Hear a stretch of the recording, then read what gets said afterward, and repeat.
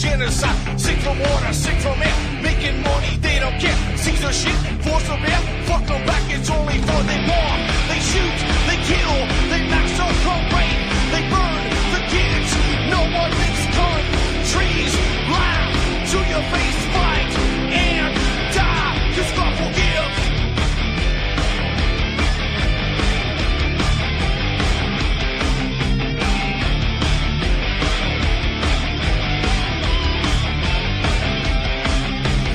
Selling lies and buying time, killing people next in line. Lower classes, social side, they don't matter, genocide. Sick from water, sick from air. Making money, they don't care. See their shit, force a bear. Fuck them back, that's only fair. They bomb, they shoot, they kill, they massacre, rape.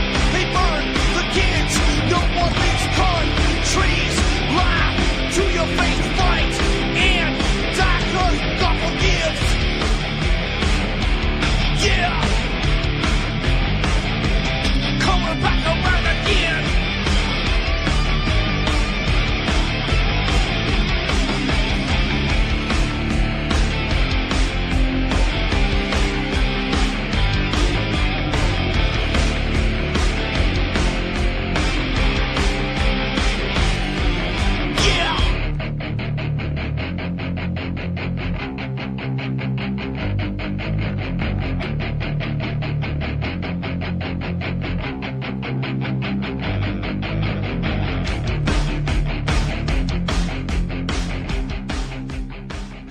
Welcome to the show. I'm your host, Ron Stevens. This is Game On, right here on UCY.TV. It is February the 7th, 2016, and I'm going to be your host for the next 2 hours.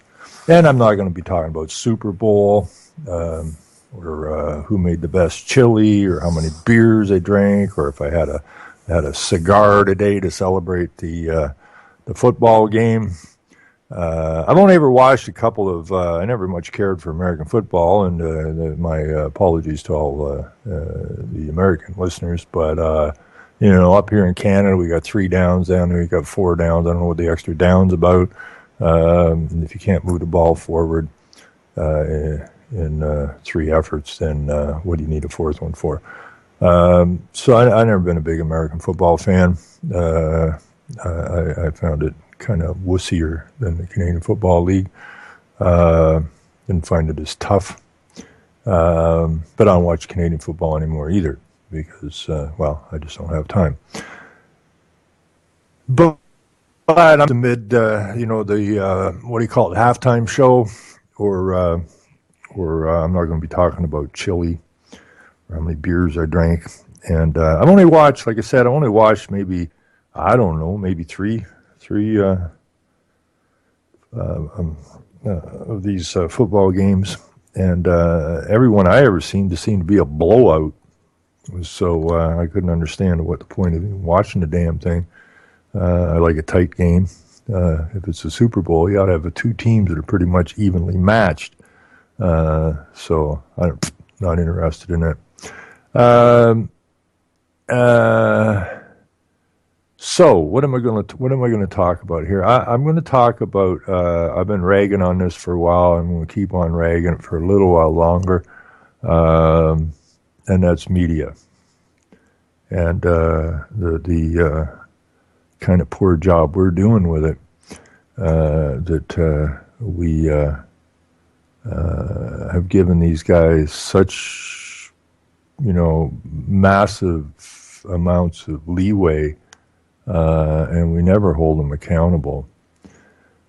Now, back, I think it was, I don't know, it was a long, long time ago. I don't know what year it was, and I don't remember the guy's name, but he was supposedly a top reporter for top newspapers, and they were giving him, I don't know, his retirement party or whatever it was, and he just told the journalists straight out, okay, like, we're not this wonderful profession, okay?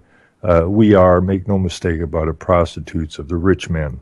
Okay, we print what they want us to print, and he went on to say something like, if we ever printed our own opinion, we would find ourselves on the street without a job the next morning, and we would be unemployable in the press. So it's not new, but it has been amalgamated since the mid-'70s. They went into a big amalgamation, promising us more streamlined, better news coverage, and so on and so forth. But it's always the same story, and they keep giving us the same story over and over and over. It doesn't have to be about media. It can be about energy. It can be about water. It can be about education. It can be about politics. Every time they give us less voice, they tell us they're giving us more voice. So they always talk to us backwards, and we seemingly are stupid enough to let that slide. And I don't know why, but if you haven't watched the Movie Network, go watch the Movie Network. And that movie was brought out just, 4 years, I think it was, after the first Earth Day. It was, or 6 years after the first Earth Day. And 4 years after the first conference on human environment, and about 2 years after the fake oil crisis in the 70s, they brought out the Movie Network, which brought us the false media crisis, of which the huge amalgamations started. And the only reason amalgamations of the media, which put it into smaller and smaller, or fewer and fewer hands, was complete control of it. They were trying to wipe out any independent voice as they move their agenda forward.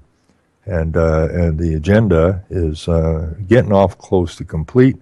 And the media, most people, they just go, the mainstream media sucks. Well, yes, it does, but so does the online media suck. Same crap, different day. Most of the online media is controlled by the same people that control the media, the mainstream media, that people online like to spit at, not realizing that they're being hoodwinked by the majority of the online media. And people need to sharpen up. Anyways, this is a story out of the Canadian, or the Communist Broadcasting System here in Canada, known as the CBC. And this is a story. It is called "The Problem with Newspapers Today, the Marty Baron Perspective." Spotlight's Marty Baron may be the last of the old-time Humphrey Bogart editors. That there in itself is a complete and total lie, because Marty Baron wouldn't be in the newspaper business if he wasn't a prostitute of the rich men. Simple as that, but that's not how they're going to spin this out. But anyways, let Marty have a slide here. So what they're saying is Marty is the last of the diggers looking for the truth. That's pretty comical, actually, but we'll let him have that for today.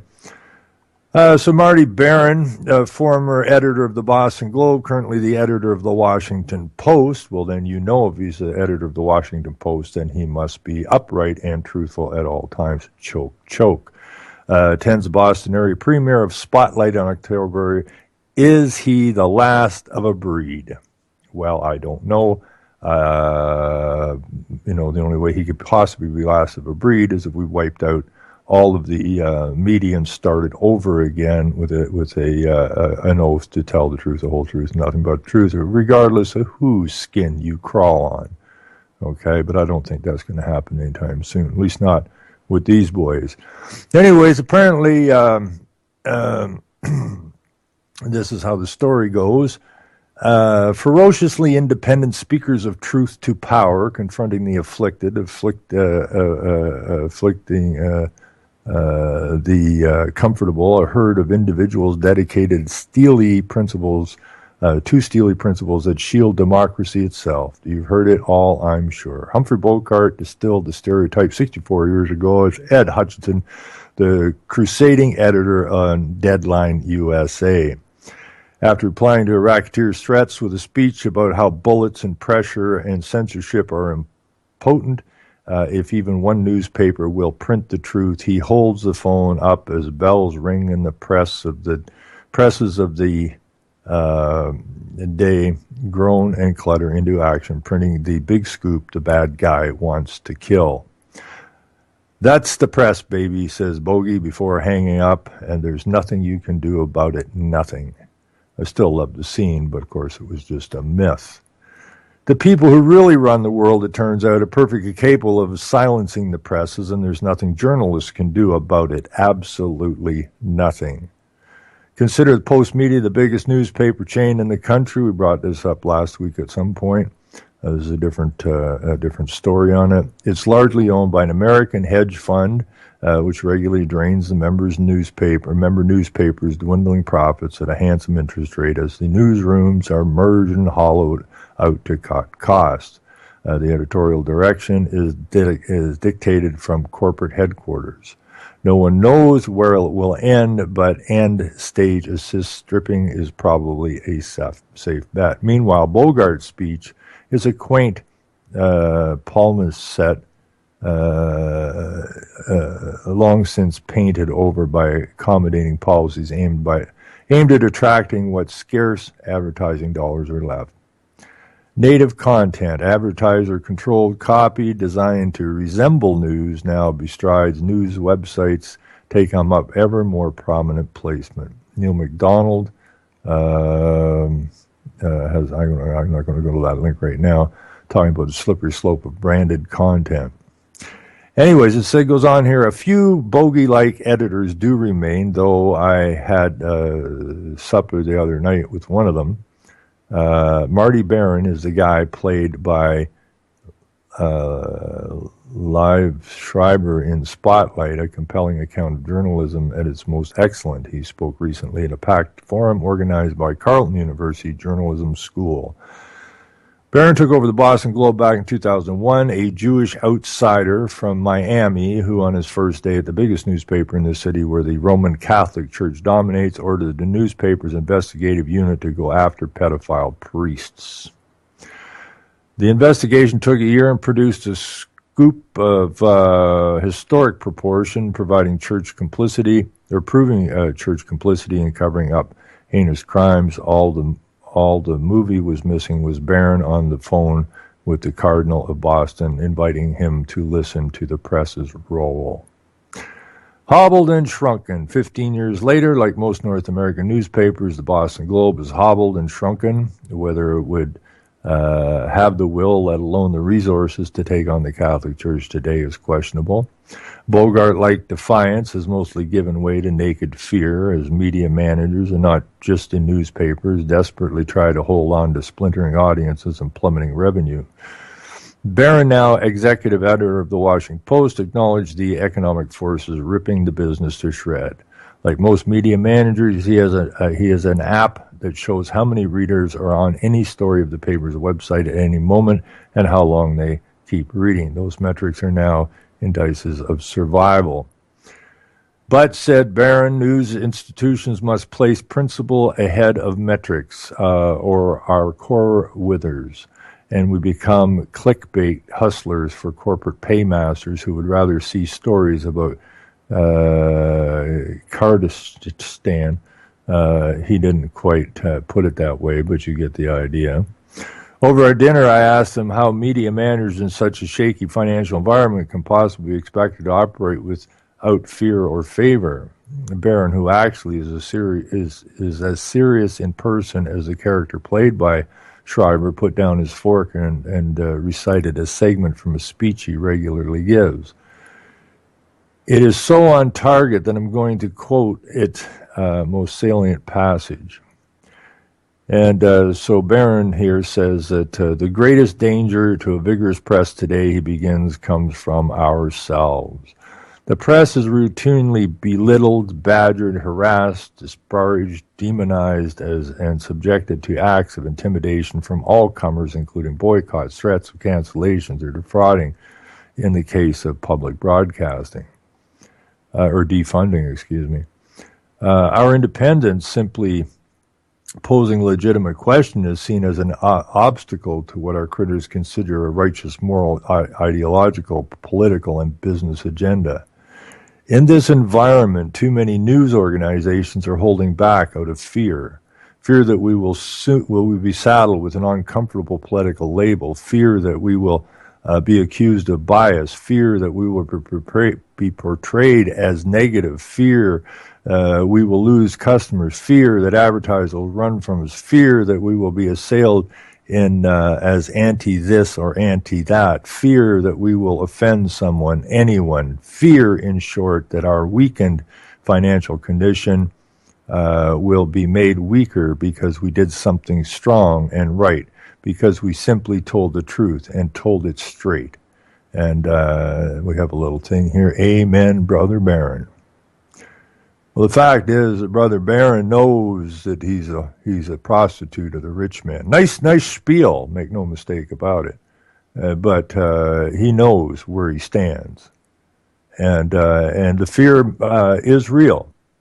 It's absolutely real in media. It's real in the workplace. It's real in the schools. It's real in the churches. It's real in the politico. Fear is what stops men and women from doing what's right. Fear. We acquiesce to fear. We allow fear to control us, just like the old guy said way back when he was being honored. We're just prostitutes of the rich men. And if you actually printed your opinion, you'd find yourself on the street in the morning without a job, unemployable in the business. So for Brother Barron here to tell us all this great stuff about what the media should be, what it could be, what it was, which it never was, not from the very beginning. It's a tool of the rich men to control the masses. And that's all it's ever been. Now, there have been, in the past, independent thinking people who cared and who knew right from wrong, who fired up presses. Those were the ones that were firebombed. Those were the ones that were raided. Those were the ones where the publishers and editors were jailed. That's your press. Okay, so fear is real. And how do you ever expect to get a real story from fearful writers? You can't. Okay? They're spin doctors. Okay?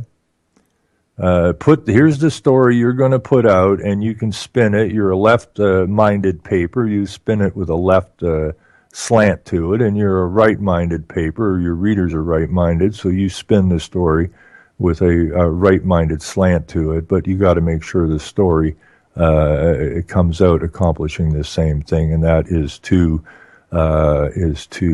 deceive the reader, plain and simple.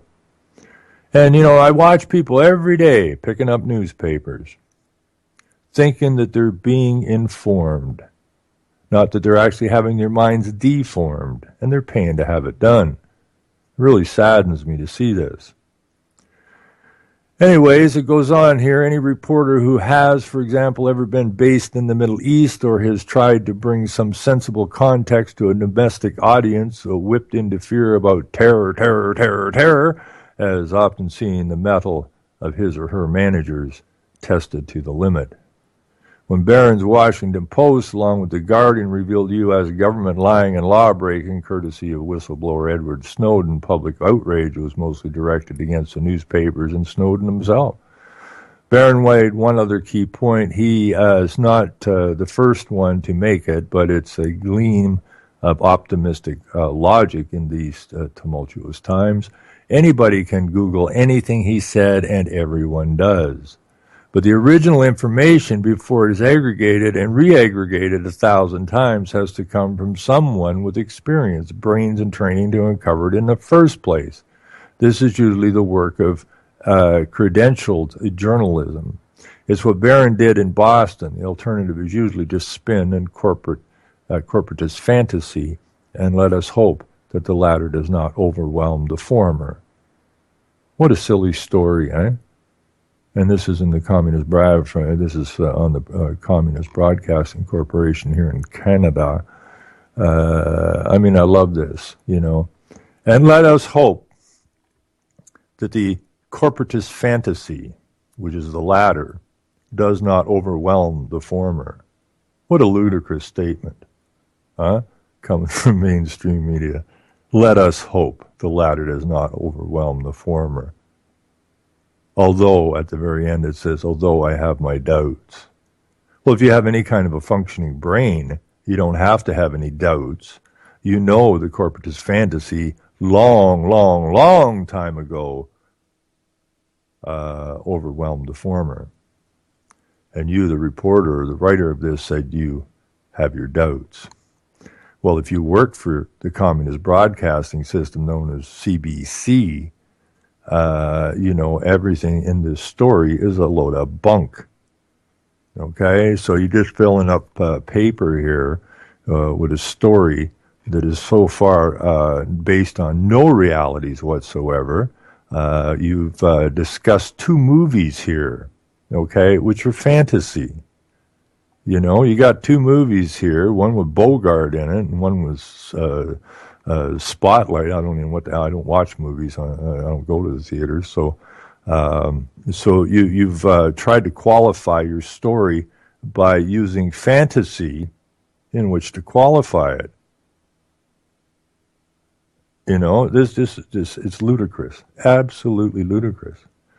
Now, I keep saying, and damn it, we have got to get it rolling here. We need local newspapers. We need local newspapers that shine the light on what your local council's up to, the fact that they are members of an international crime syndicate, that your local council is implementing Agenda 21 and 2030 without ever telling the people what they're doing.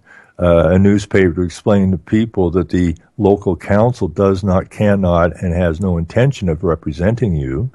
And that goes for your MPPs, your MPs, as well as your prime ministers and all that kind of stuff. Okay? And I don't care what country you live in. I really don't care. It's the same thing. And we need to get this information to the people. And the only people you can get the information to are the people where you live.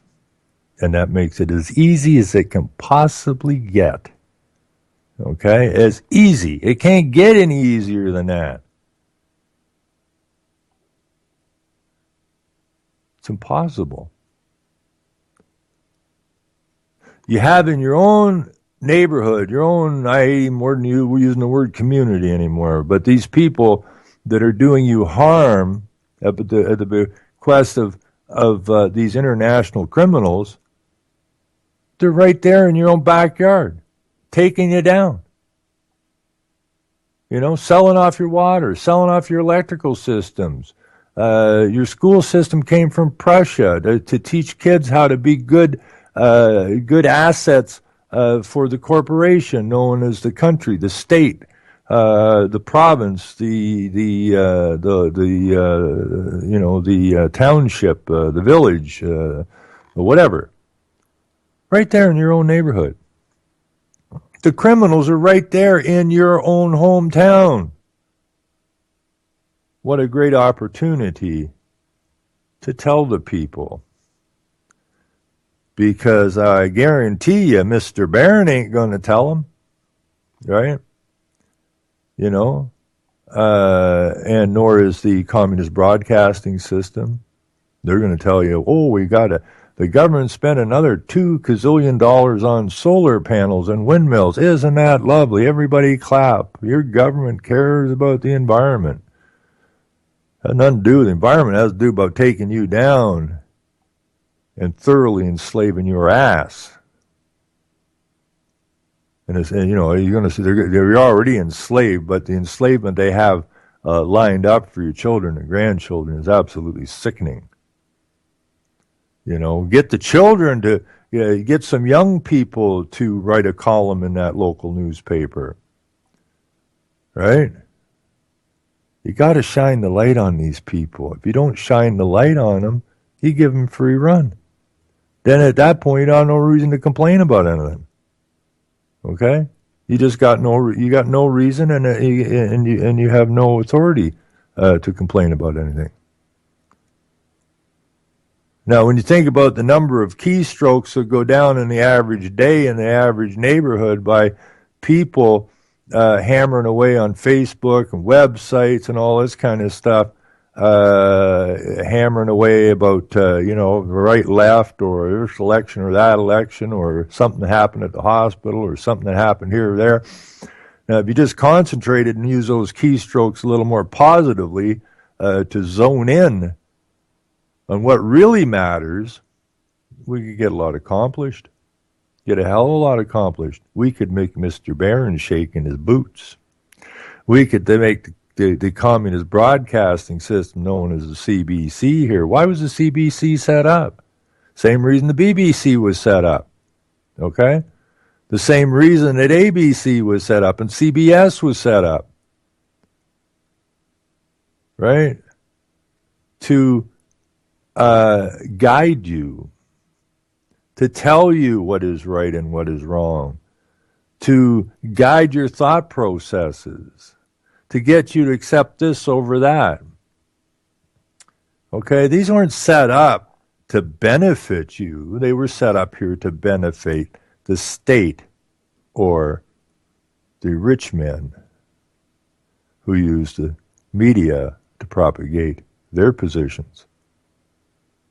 So, it just kills me, says, I got people I hear that like Glenn Beck. I'm thinking, Jesus. Glenn Beck? I mean, well, Glenn Beck said, well, I'm glad for Glenn Beck. Glenn Beck's pulling down something like $40 million to deceive you.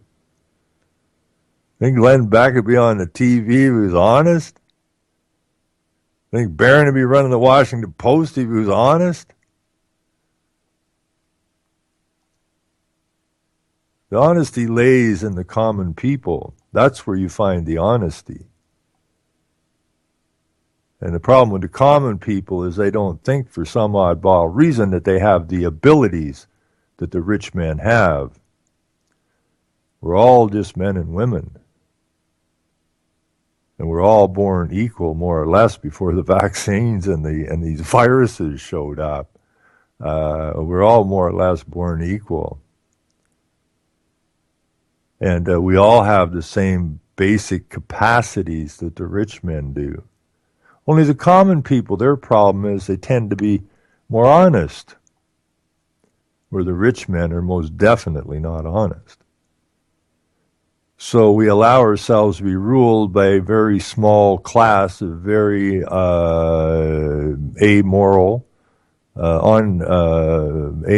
people who are having fun running your lives for you. And the common people are still having a hard time believing that these so-called rich men could be that ruthless. Well, they are. And the more they get away with, the more ruthless they get. It's like a bad kid, right? Okay? If you don't discipline a bad kid, then you haven't told him it's wrong. If you haven't told him it's wrong, then you've accepted what he's doing is right. And this is the same thing with the media. We don't hold them to account. We don't hold our politicians to account. They aren't our politicians anyways because they don't serve us. Okay? We serve them. So, do we have even a right to hold them account because we're subject to them? Well, if you like the position of a slave, basically, a corporate asset, I guess you can just not complain about it. But the fact remains that we have all the facilities. We have the intellect, and we most definitely have the capacity to shove this back. Okay? They print on truth, and we rebundle it, and we shove the truth down their throat. Truth is a very strong thing, and they work very hard to keep it buried. All we have to do is allow it and set it free, basically, into our neighborhoods. And then we will see some major changes take place real quick. These guys have just been at a free ride for so long. We should be disgusted with ourselves that we would allow these people to have such a free reign. The vaccine, you got so many problems. I mean, I don't care, pick one, I mean, it's a never-ending thing, the healthcare is garbaged for a reason. The education system's been garbaged. The public education system was a scam coming out of the gates. Now, how many stories do you read about that in the local paper? I'm thinking none. Families' lives are being ruined by these windmills and that. And regardless of who complains or that, sure, the paper might put in a complaint that Mr. and Mrs. Smith are having trouble sleeping, but then they turn around and say, well, there's no empirical evidence, and the health studies have been done, and that tells you just how crooked this whole thing is, if you understand how the story's written and why it's written the way it's written, and that has to change. There's no ifs, ands, or buts about it. Let's see. Spotlight Sasha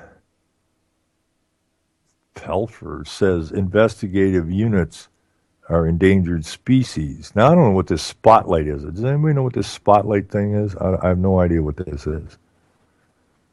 And we'll just punch on it here and see what comes up. Oh, this is from, I see. This is a CBC radio show. Okay, I guess that's what it is it, or what? I don't know.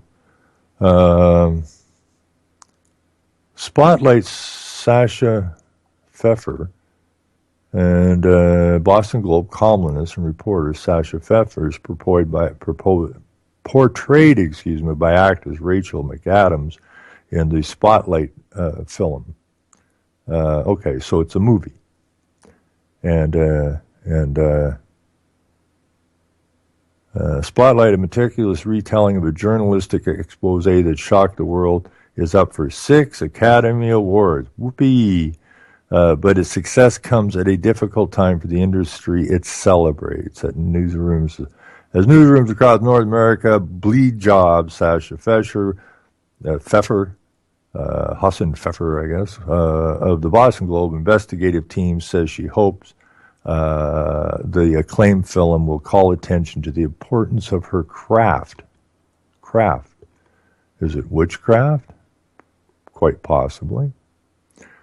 I really hope this movie reminds people of how important investigative journalism is and why it's important to buy a newspaper. So let me get this straight. From reading the first story, newspaper sales are falling, revenues are falling, and so on and so forth. And it seems that this movie that some of you may or may have not seen or are considering going to see, I really hope this movie reminds people how important investigative journalism is and why it's important to do what? Buy a newspaper. Well, the movie to me sounds like a hour-and-a-half long advertisement about the industry, for the industry, this uplifting tale about an industry that is so very, very important. And I'm supposed I'll have a few storylines in here about some investigative journalist that broke some big story, and if it hadn't been for the intrigue and the moral quality of the journalist, the story would have never seen, and the world would have changed, or some ridiculous deal like that. And but the real story of the movie, from what I see real quickly here, is that why it's important to buy a newspaper. Spotlight follows the Boston Globe's real investigative unit, also called Spotlight. Jesus, they didn't really go out on a limb to find a title for the movie, did they? This is an inside job, so to speak. Spotlight follows the Boston Globe's real investigative, also called Spotlight. That's pretty sad. As it uncovers the widespread sexual abuse of children by Catholic priests. Well, that's been known since Martin Luther back in the 1500s, for crying out loud, when he went to Rome and saw little naked boys jumping out of birthday cakes. So that the Globe's real investigative unit uncovers the widespread sexual abuse of children by Catholic priests. This is news? This needed a Boston Globe investigative unit to come up with this? No. And a cover-up that implicated the church as a whole. The film highlights myriad obstacles. Myriad of obstacles along the way, from reluctant victims and hostile lawyers to dwindling resources and competing coverage. Pfeffer's four-person investigative team pores over documents, knocks on doors, makes calls, and digs through archives, chipping away at a story that would scandalize the largely Catholic reader base. Ooh. The work is slow and grueling. An entire seasons pass as the reporters lay the groundwork. It is a portrait of a kind of journalism Pfeffer sees waning. To do the kind of work represented in Spotlight, she says, we need skilled, trained reporters, editors, publishers, managers willing to give them resources, and in a deadline-driven industry, the luxury of time. There are many organizations still trying to figure this out, and we haven't quite figured out what the new model might be, she says. It's an endangered species, no doubt. It's a species that was killed off a long, long time ago, in particular from 76 on, but before that as well. You know, who did they send over here? Was it, I don't remember if that was Rothschilds or who it was, and they said when you go to America, the first thing you do is you buy up or get control of the four biggest newspapers, and which they did.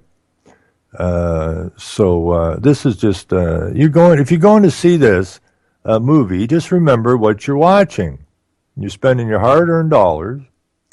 You can look at this movie as a tax. You can look at entertainment as a tax. Okay? You willingly give them the money, which they roll back into the propaganda machine to bring out with more propaganda, which you pay for, which rolls out more propaganda, which you pay for. Stop it. Stop it. Okay? Just don't do this anymore. All you're doing is encouraging them to continue to lie to you.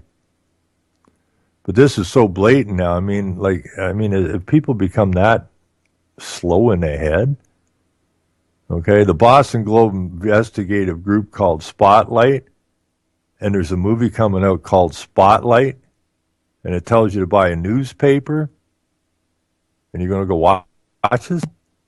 I mean, come on. Why don't you start one up? Let's see what else we got here. Okay. This is killing me, this nonsense.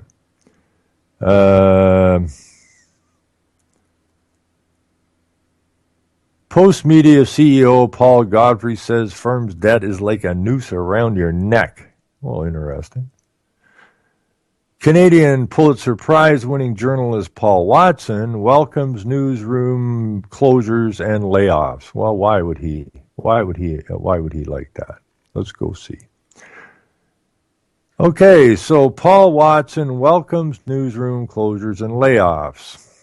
This is another Canadian story. Veteran journalist Paul Watson says Canadian media could be better off now that newspapers are disappearing and newsrooms in Calgary, Edmonton, Ottawa, and Vancouver are merging. Okay, so we're not that far. We're already living under the Ministry of Truth. But we're going to get it all merged up here, so we just have a voice. Watson says Canada's big media companies have become old, slow, and lazy, and now answer to special interest in corporate friends like advertisers. He argues that instead of holding their own industry to account, journalists have focused on the changing media landscape solely as a technological issue. Journalists are very good at putting the heat on other people, but they're very bad at turning the heat on themselves, Watson says. He says the trend away from mass media leaves opportunity for Canadian journalists to think differently about how to survive. There's no reason why Canada can't have a ProPublica, or why media can't collaborate with them, says Watson, referring to the nonprofit newsroom that describes itself producing investigative journalism in the public interest. Watson won the Pulitzer Prize in 1994 for a photograph of American soldiers being pulled through the streets of Mogadishu, Somalia.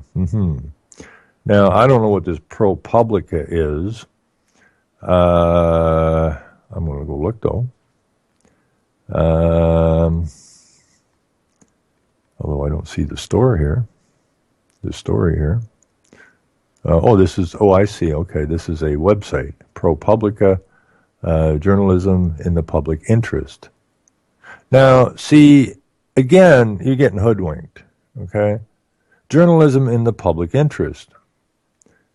Well, if you look up in the dictionary, public means everything owned by the government, okay?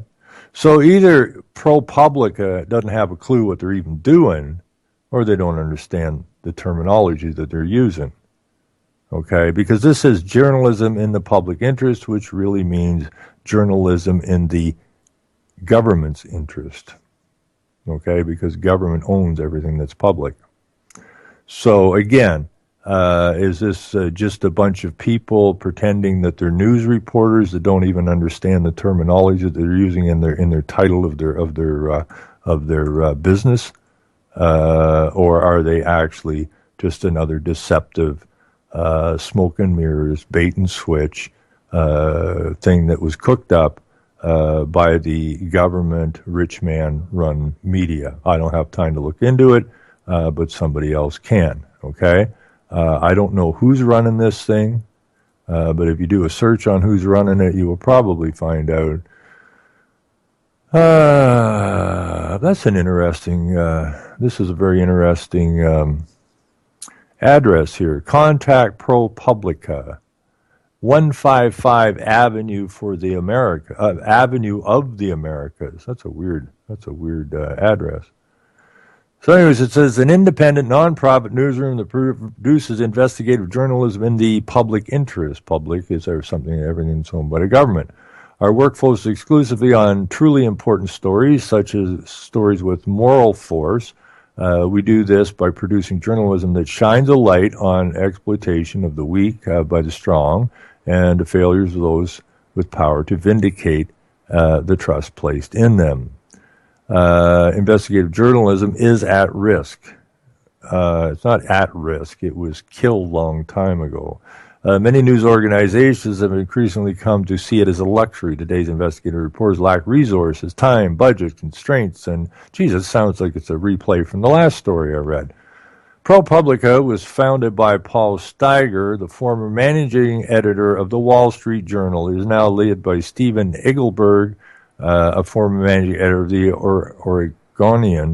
Oregonian, and former investigative editor of the New York Times, Richard Toffel, the former assistant publisher of the Wall Street Journal. ProPublica was headquartered in Manhattan, and its establishment was announced in October 2007. Operations commenced in January 2008, and publishing began in June 2008. Well, I guess that about sums that up. I'm not going to go any farther with this ProPublica because it was founded by former managing editor of the Wall Street Journal and the managing editor of the Oregonian, I guess, I don't know how to pronounce it, Oregonian, I guess, and former investigator editor of the New York Times, Richard Toffel, and former assistant publisher of the Wall Street Journal. Well, I guess that about sums that up. This is a bait and switch. This is a smoke and mirrors. This is run by the very people that are telling you that we need investigative journalism. These are the rich men, right? These are the whores of the rich man. These are the prostitutes of the rich men set up ProPublica. Now, if these guys are all these managing areas, if these guys have been managing all these big newspapers, they ought to know the meaning of the word public. Everything owned by the government is what is public. So much for this journalistic investigative program called ProPublica. Okay? And people will go there. They'll read the other stories. They'll go here and they'll go, oh, well, that's the mainstream news, and now we're over here at ProPublica. Oh, they'll tell us the truth. They'll tell us the truth. Give me a freaking break. This is so sad. So freaking sad. And I'm sure all kinds of people are going to get hoodwinked by this nonsense. Okay, who are the partners of this outfit? ABC News. Oh, Jesus. I'll put this in the chat, man. This is so freaking bad. It is beyond ridiculous. We have to quit relying on these dumbass outfits and stuff like that. We have got to get on board here. The Albany Times-Union, Amazon, the Arizona Republic, the Atlanta Journal-Constitution, the Atlantic, the Baltimore Sun, Barron's, Blogging Heads TV, Bloomberg Business Week, Boston Globe, BuzzFeed, CBS News, the Center for Public Integrity, Chicago Reader, Chicago Tribune, the Chronicle Higher Education, Cleveland Plain Deckers, CNBC, CNN, Columbia Journalism Review, Colorado Springs Gazette, Consumer Reports, the Daily Beast, Dallas Morning Star, the Denver Post, the Detroit News, the Financial Times, the Foreign Policy, Fortune, Frontline, Guardian, Health News Florida, Huffington Post, the Vegas Sun, the Los Angeles Times, Marketplace. This is their partners? And they supposed to say that they're an independent, non-profit, true investigative, journalistic outlet? This is so pathetic. This is so pathetic. So there you have your media, folks. There you have your media. A lying, deceiving, conniving, coercing pile of garbage. Okay, so they just keep rebranding themselves. Okay, people are saying, "I ain't reading I'm not reading the mainstream news anymore. I'm reading my stuff from independent journalistic efforts like ProPublica. Aren't I smart and wise and well informed?" That's how stupid the sheep really are. And that really saddens me. But we're going to change it. No ifs, ands, or buts about it. We're going to change it. You know why we're going to change? Because we don't have a choice. We got to change. I know we'd all rather be doing something different. I know I certainly would. My life has been on hold. I mean, total hold for the last 9 years as I dig through papers and documents and garbage. And so, you know, I really would like to be doing something different. But I mean, they had the balls. They had the balls in this Publica, ProPublica, to where was that? I saw that. I think that was in the about thing here. They had the balls, because I'm always saying we got to shine the light. Okay, we got to keep talking, teaching, and shining the light. And these clowns have the balls to say we do this by producing journalism that shines a light on the exploitation of the weak by the strong and on the failure of those with power to vindicate the trust placed in them, when they in fact are doing nothing but spin not to shine the light, okay, and not to do proper investigative journalism. Because if they were, they wouldn't have these partners that they have, which is every freaking mainstream news source. And they wouldn't have awards. Awards, the British Journalism Award, the Sydney Award, the Deadline Club Hall of Fame Award, the National Center on Disability Journalism Award, the Online Journalism Award, the Emmy Award for Outstanding Investigative Journalism, the Emmy Award for Outstanding Research, the Sabu Larry Berger Award, the Penn Center Award of Honor, the NABJ 2015 Salute to Excellence Awards magazine, Society of Environmental Journalists Award, the Gerald Loeb Award, yada, yada, yada. Do you think the Robert F. Kennedy Journalism Award, the American Bar Association Award, Data Journalism Award finalist, Open Data.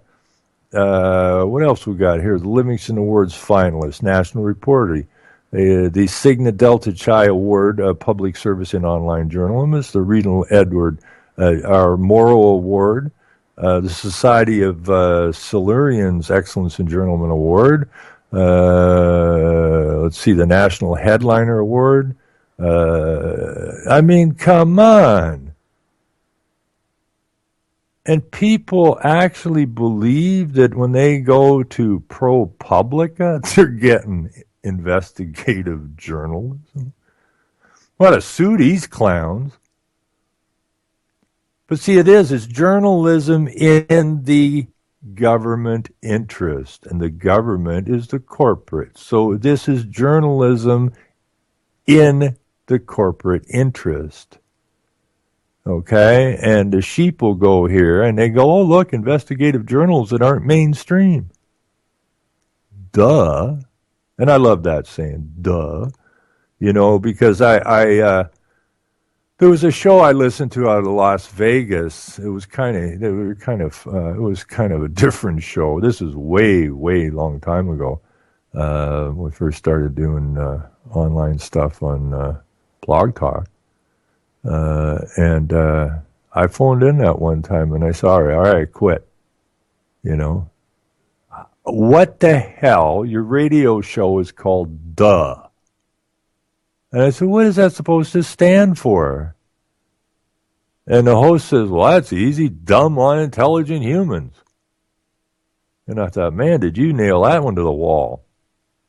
And, you know, I said, yeah, it's being a little harsh, isn't it? And I'm not so sure anymore.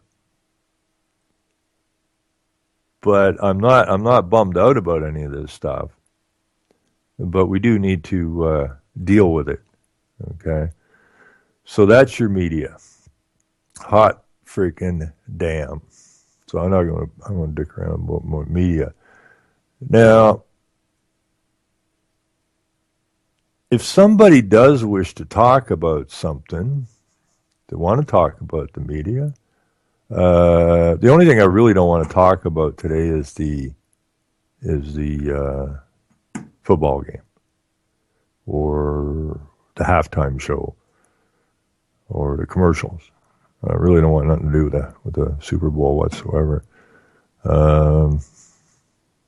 And I would be just so happy, you know, if you know, we have the NHL playoffs and nobody shows up at the stadium, that we have the next Super Bowl and nobody shows up at the stadium.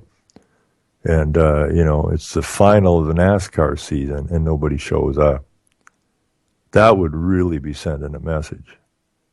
It may happen someday. I'm hoping to see the numbers begin to dwindle. That would be a good sign.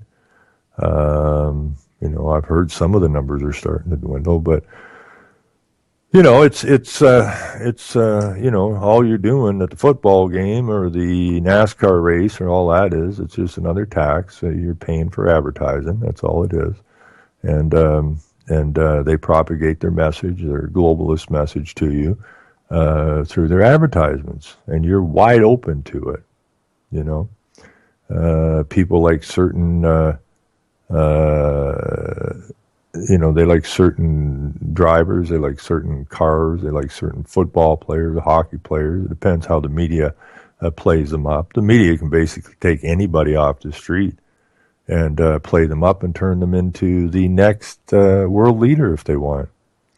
We kind of saw that with Obama Mania.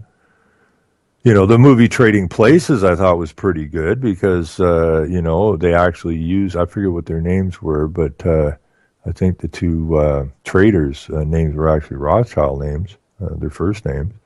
But it was the idea, can you take somebody off the street and turn them into a trader? Certainly you can. You can take anybody from anywhere, and if you play them up properly and start stroking them, that you can do whatever you want with anybody. Where'd all these famous people come from? You know, they weren't famous before you heard about them in the media. So where'd they come from? Okay? They have something that the rich men can use, and they use it. Okay? And they pay these people handsomely for their services, and they tell them they're a hero or they're a great entertainer or something like that. So they get the use of it. So again, that makes them just like the journalists. They're prostitutes of the rich men.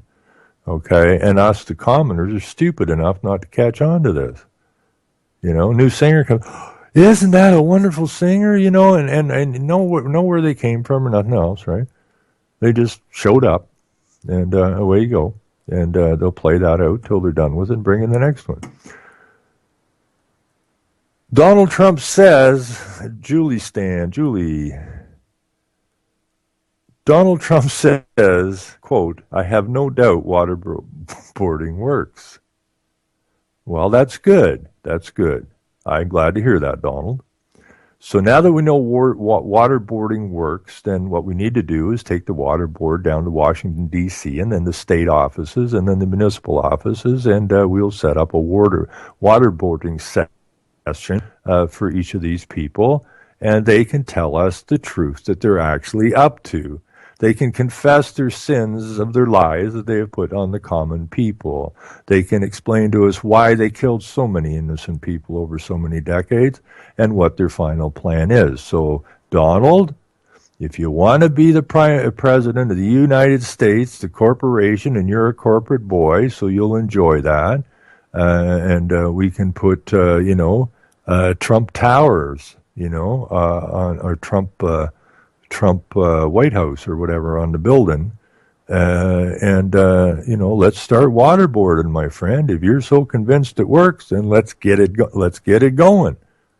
Okay, there's no use wasting good resources on waterboarding some idiot that really isn't much of a player. I mean, these are bottom-feeding players. I mean, so it's kind of a waste of resources. So, Donald, why don't you get out your waterboard, and we'll before the election. I love it, Donald. I love it, Donald Trump. I've just become a huge Donald Trump fan. Okay. Before anybody votes in this federal election in the United States of America, I think we line up all the presidential leaders and we waterboard them on stage. So, the media gets to do their investigative journalism as the waterboarding takes place. And we will pick you will pick, I don't have a president, but you folks down south of me do.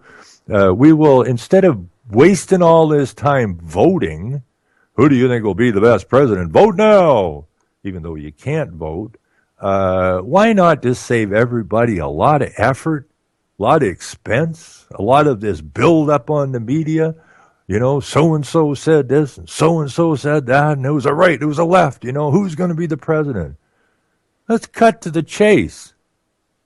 Get your waterboarding equipment up in a public place. Get the media in there to film it and do the play-by-play. It'll be a hell of an interesting night. A lot better than the Super Bowl, I bet you.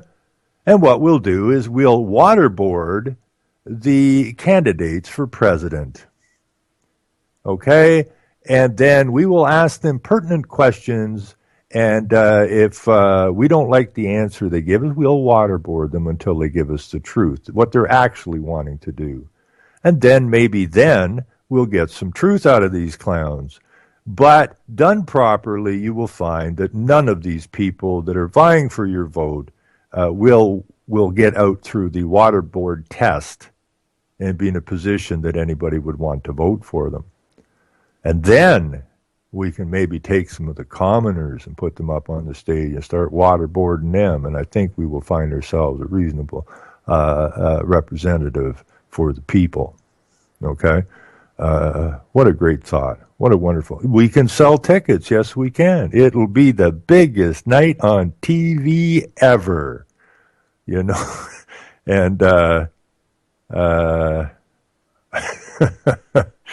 I think that could be fun.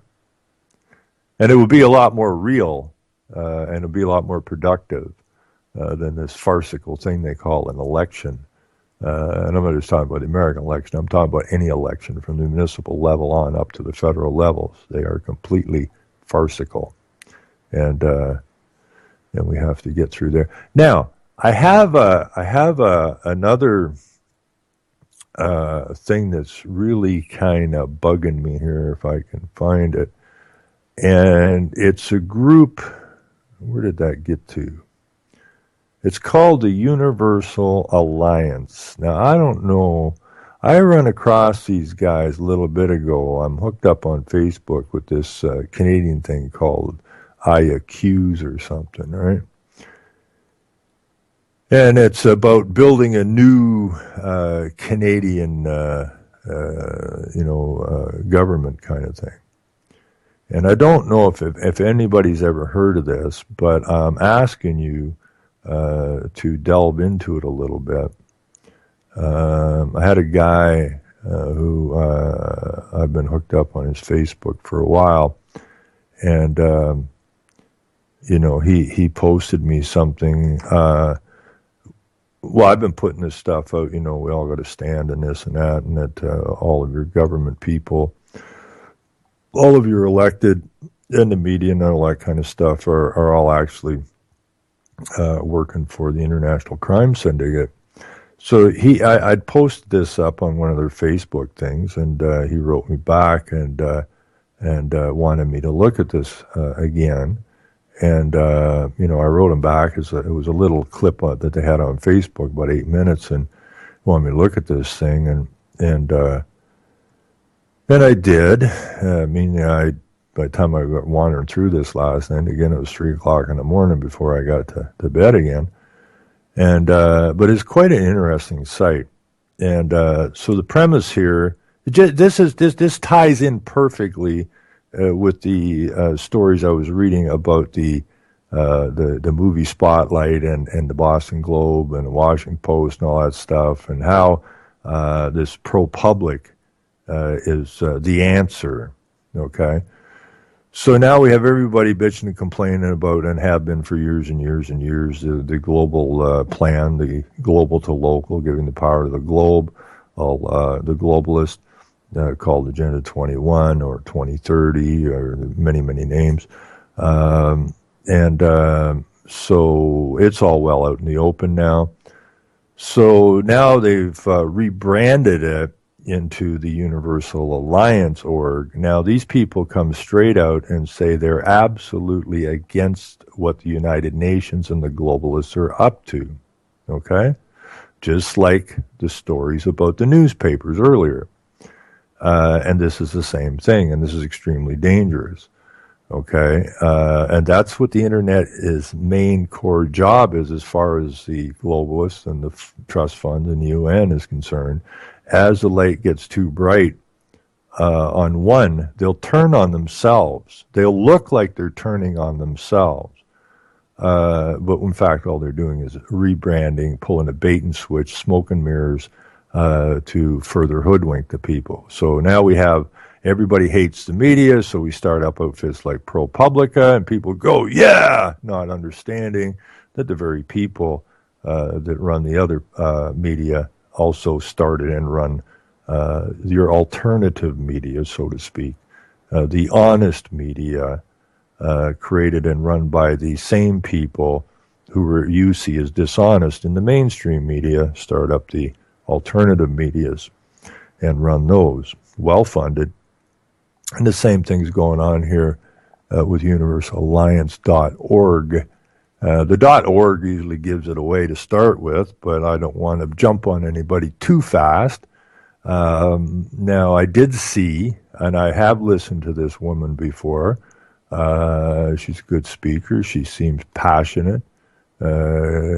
Christine Hall, who did some, supposedly a constitutional lawyer, who did some videos on the Bundy thing and the Oregon thing. And I listened to a couple of them. I thought I should get a hold of her, never have time. I was going to invite her to come on the show. And she's in this clip of this universalalliance.org. And I thought, well, that's odd, isn't it? So in this clip, they had her, some stuff about her, and then they had this Rocco Galante, who is supposedly fighting to get the return of the Canadian bank, the public bank system, of which Galati was a federal lawyer working for the government, and now he's taken on this thing to fight the very government that he works for, to fight against the head of state, the crown, excuse me, of which he took an oath.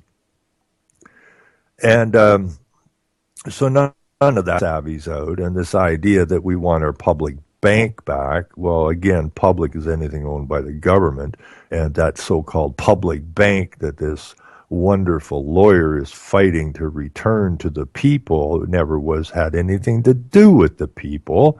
It was a bank set up by the investors who started this place called Canada, so that they could access money at no interest, okay, to be paid back by the public, which is the people who are owned by the queen, if you will, or the crown, because they are subject to the crown, okay?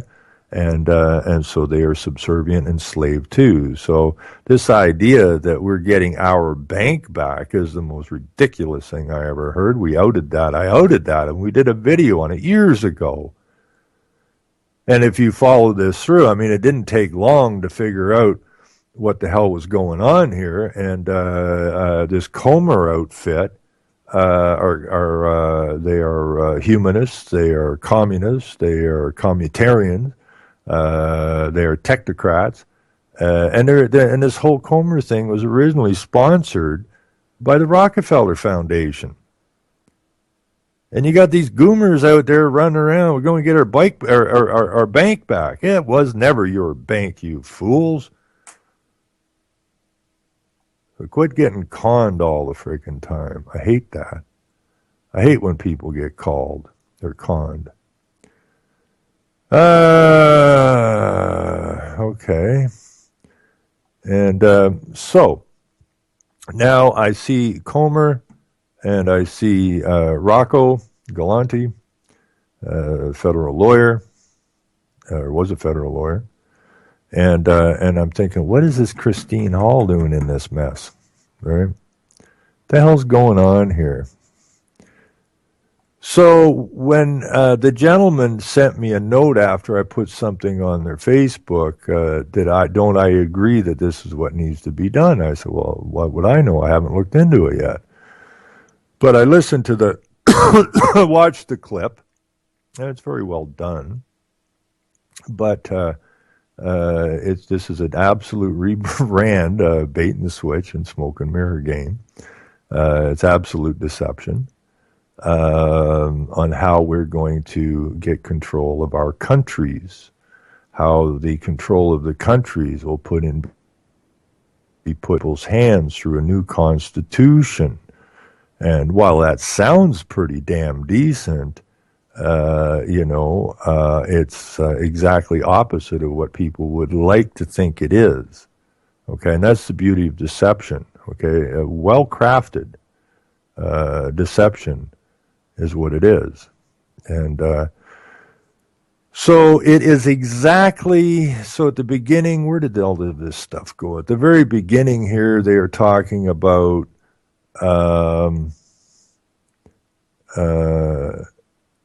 how they hate the United Nations, how they hate the globalists, and that's a great end, Oh, this is my kind of people, right? They're going to get a new constitution, and they hate the UN, and they hate the globalists, and they hate the bankers, and oh, this is wonderful, wonderful, wonderful. It's just set up the very same as that ProPublica. Same deal. A complete and total ruse. Now, I'm probably, this outfit I'm going to go after hard here, and I'm probably going to lose a lot of my likes off of my Canadian news site here. But that's okay, because it is what it is, and it has to be dealt with accordingly. Now, I'm just going to try and dig this out of here. I got like 100 tabs open, and I will get to it here. Okay, I think here we go. So in this particular site, we have, this really makes me want to, this I hate even worse than the nonsense of the media. Well, maybe not a lot more, but about Universal Alliance. Tell the world we are uniting for peaceful solutions. Geez, that sounds like the United Nations. The United Nations was formed for world peace.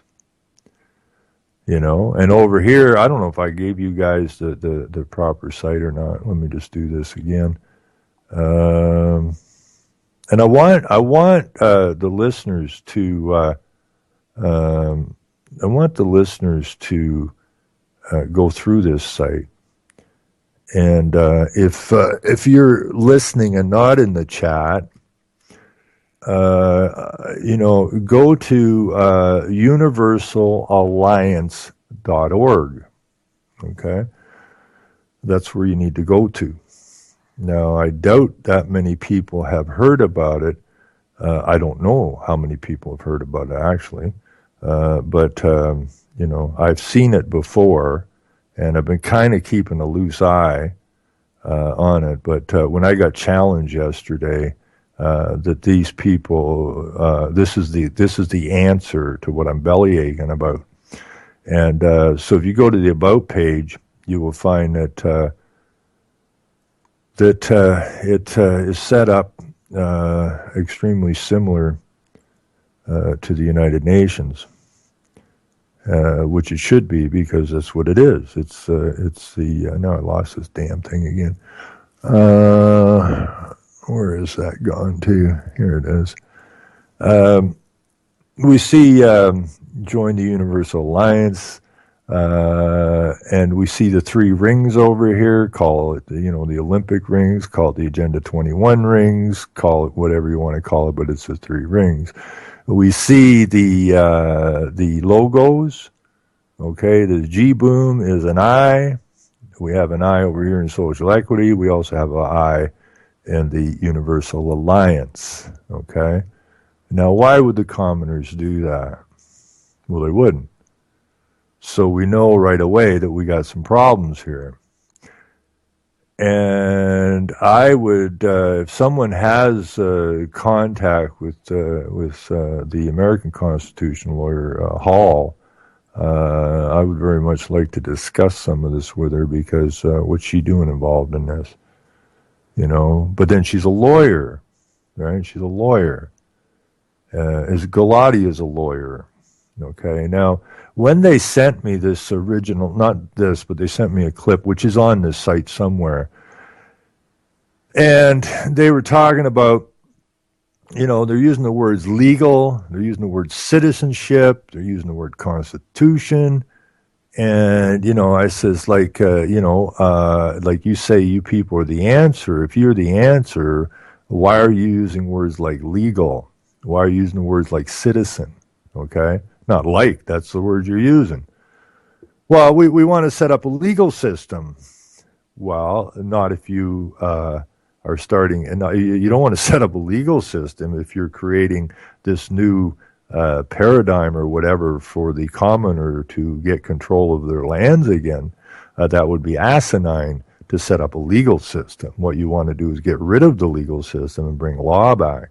But these people want to start up a global legal system. They talk about trusts. They talk about taking the resources and putting it into a trust so that everyone can have their share. Well, isn't that exactly what the Universal Human Rights Doctrine is all about? Okay? That they will make sure that everyone gets adequate water, housing, schools, and all this stuff. But isn't this site denouncing the United Nations? Well, of course they are, because there's too many people looking at it and seeing now that the United Nations is really just a group of very evil people who have been hoodwinking the world for a long, long time. And as that lid comes off that box more and more, then they got to just do like the newspapers did or the media did. They got to rebrand themselves as the good guys again. And so that's what this Universal Alliance has done. And you can get courses, and they will teach you how to set up at your local level, spreading across what? The globe. Geez, doesn't that sound like United Nations global to local situation? You know? Something ain't right with this group. And we have a global, in this globe here, we have things that are necessary. The global public trust. Well, that's exactly what the United Nations was set up for. And it was funded by the trusts, okay, who wish to start a global trust. So these guys want to start a global trust. They have their 3 golden principles. They're big on environment. They're big on this. Everything that they're big on, the United Nations groups are big on. But these people are somehow different. Well, they're not. Now, I got to be careful here, because I do want, and we have this Universal Assembly, okay? That's UN talk, okay? That is absolutely UN talk. Moving forward, I think some of these videos here, if I'm trying to figure out where they're at, but the human rights is the same as the international, or the universal human rights. The guiding principles are all the same. The prosperity plan for society is the same. The architecture is basically the same. Rainbow recognition program, social prism for leadership empowerment, okay? So you still got the triangle involved in it, only this time it's got a rainbow triangle, which is all United Nations stuff. All this gay pride parade came from the United Nations. It didn't come from your local community. It was definitely a United Nations plan, Rockefeller plan, in order to destroy the society from within and to shake the moral values to the core, to the point where there are no moral values anymore, which goes good for the legal system because they're actually an amoral community.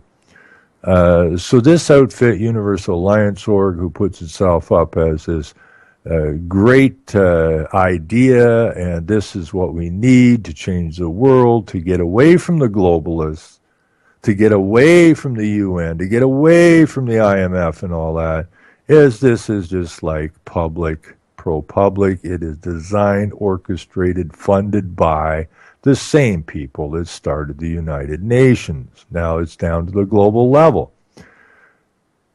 Now, I see a lot of names in some of this, not this particular, but someone who's big on promoting this. I see some very well-known names in the truther movement in there, and that lends one to pause and scratch their heads as to what the hell is going on here. Well, I've been saying a long time, most of the online anything that has anything to do with the truther movement, okay, is subject to question. Then it needs to be looked at more carefully.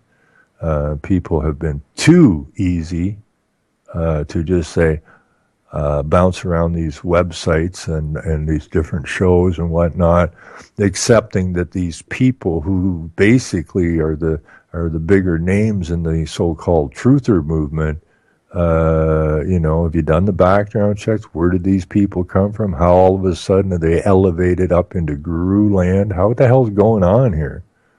Okay? You got to be a little more discerning about what you're looking at. Okay? And I really dislike deceivers and deception. I really, really, really dislike it.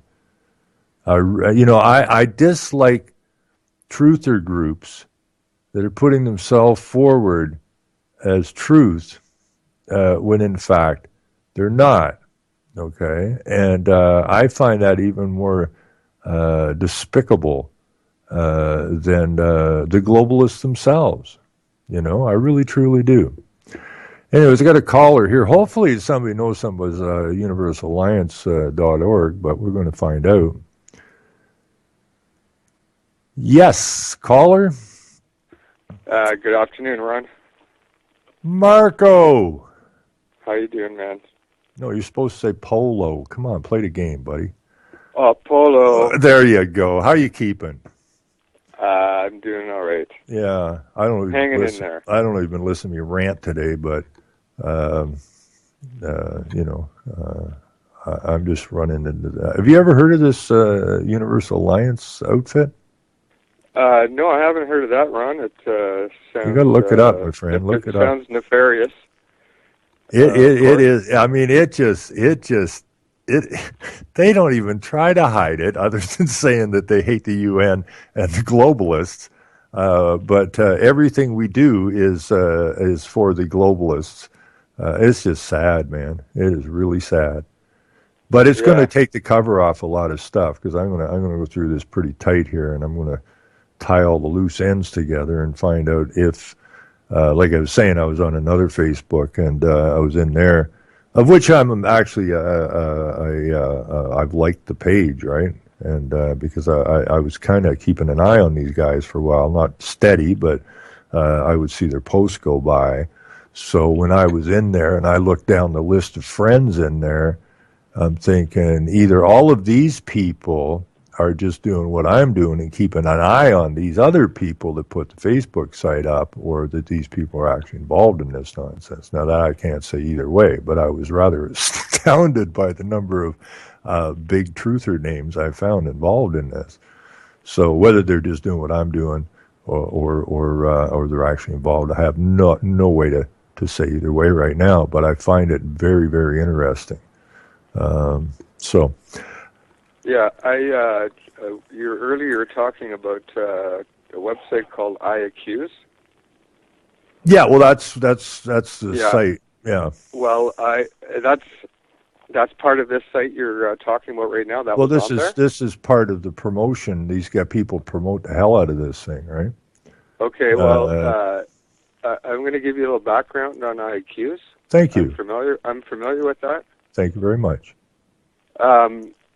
You're on Revolution Radio still on Saturday nights. You used to be on, I believe, on Thursdays from 4 to 6 or something. Who? You had a time slot at one time on Revolution at 4 to 6 on Thursday, I think, or something. But anyways, did I? Show.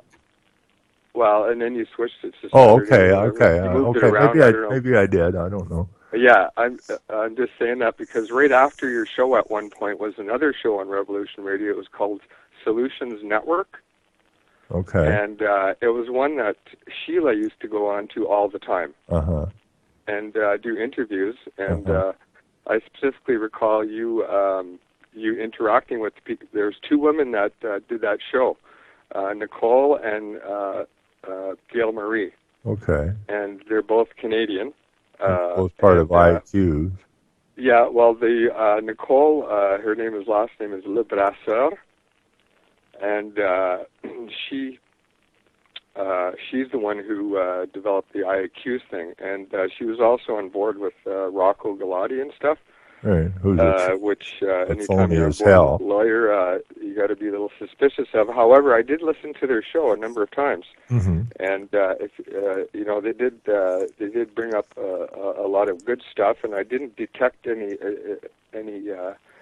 other than her being involved with this Rocco Galati guy. I didn't know if she was just someone who was just kind of trying to find solutions as well and got duped into that as well. Well, that's what I thought. I listened to a couple of those shows way back when, right? And I thought the same thing. There's some good information in here, as there always is, and they presented it well. Yeah. But I mean, I know the story of Rocco Galante. I know the story of this, get back to Canadian Bank as a complete fraud. It's based on total misinformation. And that if these people are trying to accomplish something, I have no problem with somebody trying to accomplish something. My hat off to them. But, I mean, you're starting from a bad position, okay? Saying we want to get our bank back. It ain't your bank. It never was your bank, right? And Galati knows this, right? And when I talked to one of the people that was early on in Comer, and he explained to me that the only reason Galante's involved in this was that he was handed a large sum of money. Otherwise, he wouldn't be involved in it. So how legitimate is this? It isn't, right? The fact that Galati wasn't just a lawyer. I mean, he was a lawyer inside the Justice Department of the federal government. Of course. Yeah, right. So he knows it's a scam, right? Players. Yeah, he's just a player, and these people, like you said, that they just new to the game and latch into this and says, oh boy, we had a bank, we should get it back, kind of thing, and not, without doing the proper background checks, and just ran with it, right? I don't know, right? But I had posted some stuff, which basically is that your government. And then some Americans got on me because, why are you picking on us? You're Canadian. You're not perfect. I said your government. I didn't say the American government or the U.S. government. I said it's any government. So I had to put that in brackets after that. But I put it up. I was just pounding it out there, and it ended up on. I was just commenting on other people's comments and just basically hammering this in there, and I got a note back. I guess I'd put it on IAQ. Somebody had written something there, and I made a comment to it, and then I got a thing back, and they sent me that video, and we want to start a new constitution. They're talking about the Westminster agreement and stuff, which apparently allows us to leave the crown, and all sounds pretty good, but. Then it went. They're talking, and the language you're using is, you'll be basically a national and a global citizen. You're going to be, it was set up a legal system, and when I just asked the guy, he says, he says, look at this, right? Look at this, and he's one of the guys from IAQs, and I looked at it, I said, well, it really doesn't make any sense, because if you're trying to set up a government by and for the people, why are you calling them citizens? And why are you using the terminology legal? And he came back and says, well, we want to set up a legal system. Well, then you get this, right? Okay, but then we have constitution and lawyers involved in this, okay? So they're legal people, right? So you want to set up a trust run by the legal people. Well, you live in a country now run by what? The legal people. Okay, so when I went over to this universalliance.org, the symbolism is absolutely off the top. Then they have Gloria Steinem. They have quotes from Gloria Steinem in some of their videos, and that whole women's lib thing was set up to destroy feminism, the family. Go! Yeah, it was set up to destroy the family. And then we have Margaret Mead, the words of Margaret Mead, who is in the film Survival Spaceship Earth, which you haven't seen. So now you're using quotes from these people, and you're going to build a legitimate global society. I mean, give it up, right? Yeah. So the whole thing just stinks to high heaven. When I see the three rings interconnected, and they do use that word a lot, interconnectivity and stuff, right? This is all UN crap. It's the Olympics, Ron. Yeah, and right at the beginning, they tell you that it's we hate the UN and we hate the globalists and the IMF and all this kind of stuff, and then all of their symbolism is the same, the triangles there, right? I mean, come on. So I'm just concerned that people might might get hoodwinked into this nonsense because there's learning packages and all of the. You got to look it up, Mark. UniversalAlliance.org. So I'm going to try and tag some of these truthers across to it. So the IAQs, you didn't really mention what it stood for, but it's Indigenous and Civil Unified Sovereign Enactment. Yeah. That's what it stands for, IAQs. Yeah. Indigenous and Civil Unified Sovereign Enactment. What does that mean? Well, that's IAQs is an acronym for that. I know, but what? Right. Yeah, what does it mean? Yeah, right. It's just like an idiot line, right? Civil Unified Sovereign Enactment. Yeah, I mean, it sounds kind of nice. It's that's the whole point. It's supposed to. It's they can't put up duh, right? Yeah, dumb, unintelligent humans. It's not going to fly, right? They could have added that to the last to the end. Well, I suppose so, but this is the problem with the online media now, right? It really irritates the hell out of me. You've been through this, when you first went looking. You have to go and through. I still get tangled up. Yeah. You still get popped once in a while, but. This thing here is so freaking blatant, it's ridiculous. I mean, we've got the logos are all eyeballs in one form or another, and but to have Margaret Mead and Gloria Steinem, and then they've got their partners. Where did I see that?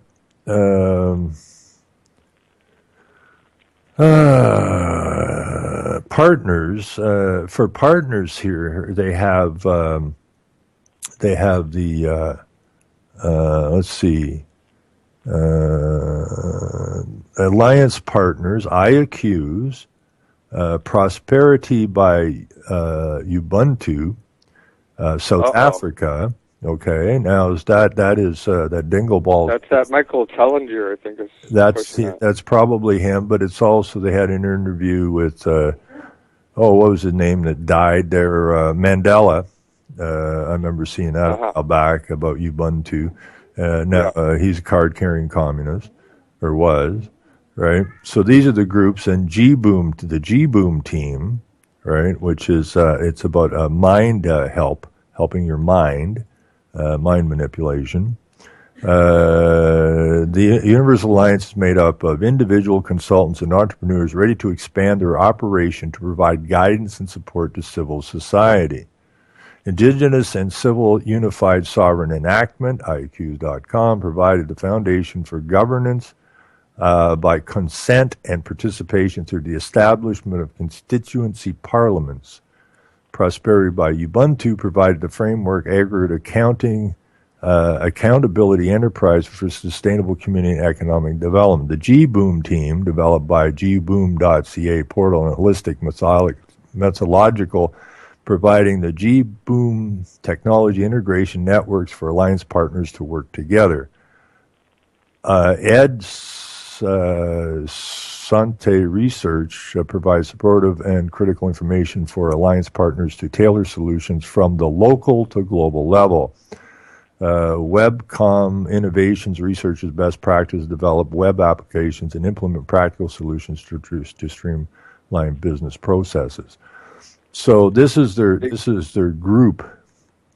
They got it all figured out, Ron. What? They got it all figured out there for everybody. Well, that's what I'm thinking. It's easy to follow. We just gotta kind of sit back and relax, I guess. Yeah. And it will all come. So I really encourage people to take a look at this. When you push on these different links, you'll see either a video or something or a PDF. I really suggest you go through these PDFs. They're not long.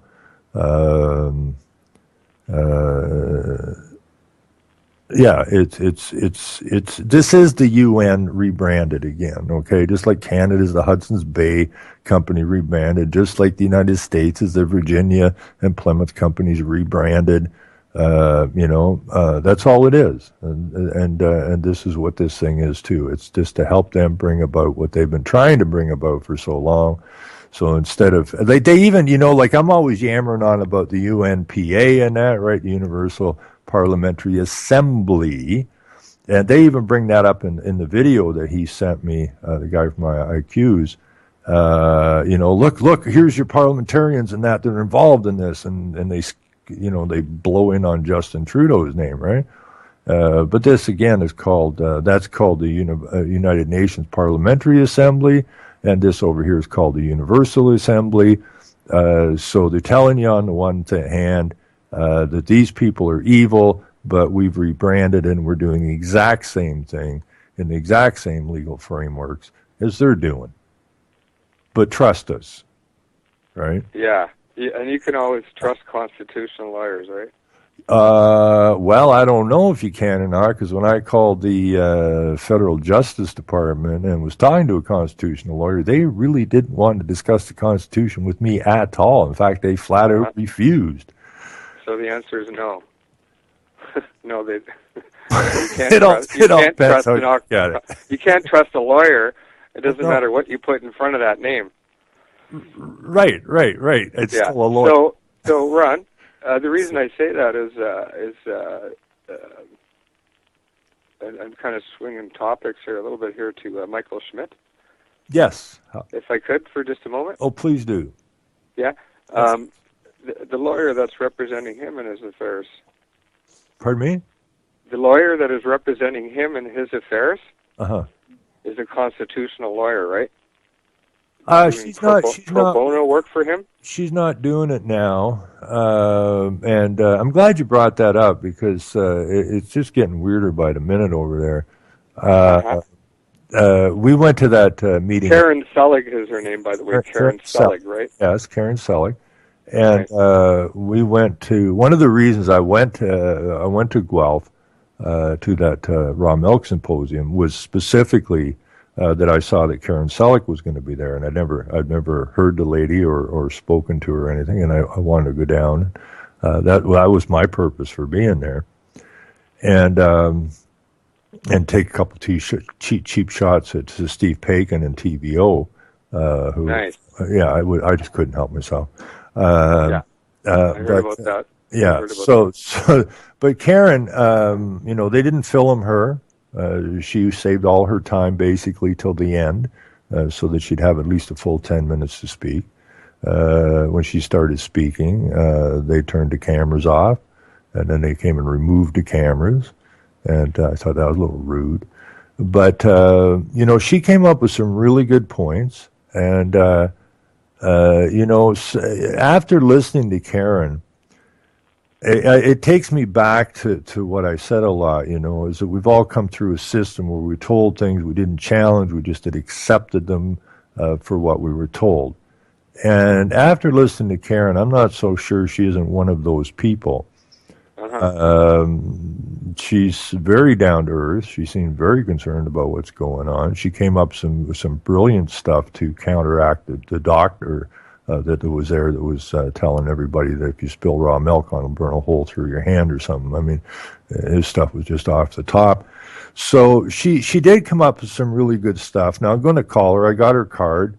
We had a quick chat. And Ron? Yeah. Sorry, have you looked into her background at all? Well, the only thing that I really looked into Karen Selig about was that she was, I don't know if she still is, she may be. There's a thing called the Canadian Constitution Group, who I'd called several years back, and when I was talking to them and mentioned Agenda 21, they called it a conspiracy theory, which I thought was kind of odd. You're constitutional lawyers, and you never heard of Agenda 21, even though Mulroney signed us on, and then, he appointed Maurice Strong to the Privy Council, and you're a constitutional lawyer. You never heard any of this stuff? I thought that a little... Deny. Yeah, I thought that a little strange, but when I looked it up... Well, I looked for their funding, which was coming from the Weston Group, I think. I think it was the Weston Group. which is a huge bread company, right? Yeah, huge in our food system. I mean, they started in bread, but I mean, they branched out, right? And I'm thinking, wait a minute here. This smells pretty bad. And don't they own Loblaws and stuff? Yeah, they own a ton, man. Yeah, of course they do. Yeah, and but have Ron? Sorry, have you other than that fact about Karen? Have you looked into anything else? Like I looked into her a little bit there, and I was she's a writer for the National Post, eh? Oh, I didn't know that. Yes, she is a regular contributor to the National Post. Okay. I don't know exactly what she's writing about in there. I'll have to look it up and see some of that stuff. But I'm definitely going to call her because I want to talk to her about Michael's case and some other stuff. And one of the interesting things about Michael's case, and I brought that up to her briefly. There's a lot of people around her.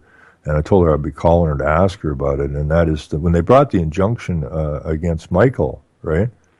Because they haven't been able to stop him through the legal system, right? He just ignores them.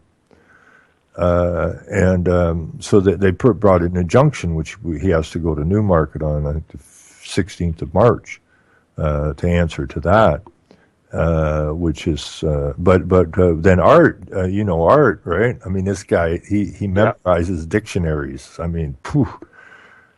So when I was talking about the injunction, he said, well, if it's an injunction, then that's moved it into a court of equity. And I go, what are you talking about? So I went and studied court of equity. And that there used to be the Chancery, the court of equity, used to be a separate court. And they've over the years merged them together. So it's kind of there, but it's kind of not seen kind of thing. And the difference between a regular court, which is a legal court, which is amoral, the laws of equity are actually moral, right? And so that's real law. So I thought that was kind of interesting. So I looked up some cases and some different stuff about the court of equity. And so I sent a bunch of that stuff over to Michael and also to Paul, who's going to do some affidavit work, I guess, on their behalf. And he'd never heard of this either. And he was a paralegal for 18 years. And he said, this is really interesting. Like, how do you get into this court of equity? I said, I think it's still just Superior Court. I don't know if you ask to move it or your actions in the court automatically move it. And what I was telling him is, like, when I kind of busted up that bank when they were being idiots and refused to deal in good faith, or was reasonable men and women, and I just had enough of it, and I ended up in court, and my lawyer said I was going to be doing some serious time. And when we got to court, and I think this is the story that people need to use in court, because when I went to court on that, the deal was, okay, I went into the bank, and before I left, I did some damage to the bank, and this is my crime. Okay, but what I explained to the judge, well, I said that's fine. That's what the charge is, but you have to understand how I got here, not just the fact that I'm standing here. You need to understand how I got here. So explain the whole story of how what happened led me to do what I did in the bank, and I think that moved me into a court of equity. Because we moved from just that what was written on that paper, which is amoral, to a position of moral judgment. Because when I was done, I said to the judge, okay, and he says, is this how it happened? I said, that's exactly how it happened. And he said, well, I can't condone it. And I said, I'm not asking you to condone anything. I'm asking you to understand how it is I got to be standing here. Now, at that point, it's your call what you do with me, right? And my lawyer told me I was going away for a considerable amount of time. I got a $100 fine, and then when I asked the judge about restitution, he said, "Screw them," right? And I think that's what the court of equity about. It's about getting away from the amoral legal nonsense here into a court of morality, right? which is a whole different ballgame. So we're looking into that right now, and I want to get to a hold of Karen on that subject so that we can see what it is, and and see what we can do with it or how we move it there.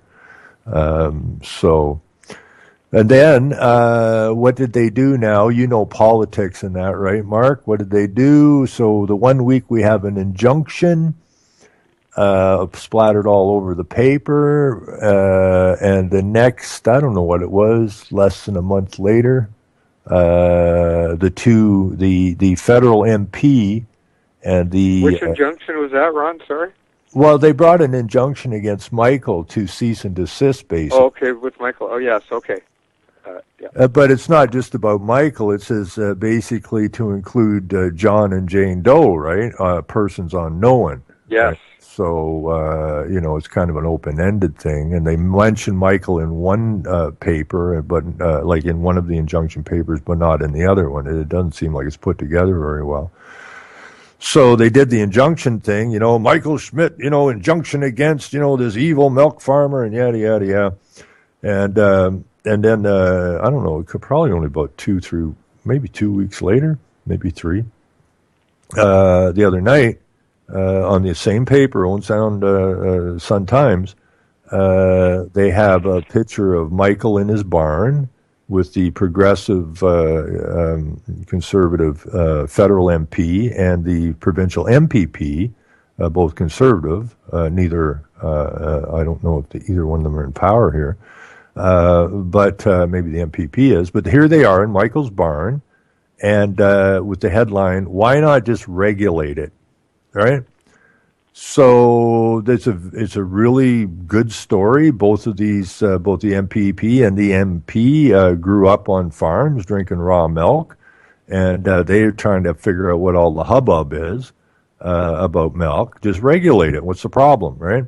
They're discussing how clean Michael's barn is, and it's as clean or cleaner than any barn I've ever been in my life.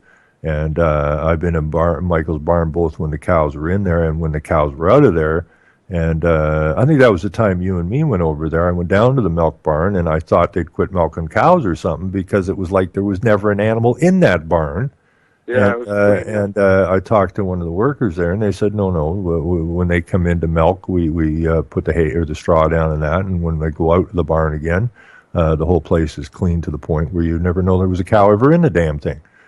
So they did a really good write-up, and then they'd put it up on Michael's blog, and if you want to know what's going on with their milk, you can go to Michael Schmidt Facebook, or you can go to Support Michael Schmidt Facebook. There's 2 of them up there. Or if you want another story, you can go to the Bovine, I think it's the bovine.com or .wordpress.com. But if you just put in the Bovine, you'll end up at that site as well. It has a lot of background in there. So now but when the story went up on the on the Facebook, people are saying, these guys suck, and it's truthful. People say, well, this is great. It's a big help. Well, it may be a help, but this is the people not in power saying that this needs to be done, and we've seen that over and over and over again. So it's trying to stroke the public. Vote for us next time. Look at these evil liberals. But then other people were wise enough to say, okay, if you just regulate it. Michael's been persecuted since 1990 or something. Which was the NDP, the Liberal, and the Conservative governments. So they're saying, like if you're the Conservative government and you want it regulated, then why didn't you do it when you were in power? Okay, you didn't do it. So, but it's a really good story, and it's going to go a long ways towards helping to fight his injunction, because they're going into court and they say, well, here's the federal and the provincial conservative members, saying just regulate it. And the only reason I think, pardon me? I was going to say, what is exactly an injunction, and what is the fine details of what that means? Well, just stop and or. Well, let me just do this. Depends where you look, really. But in law, right,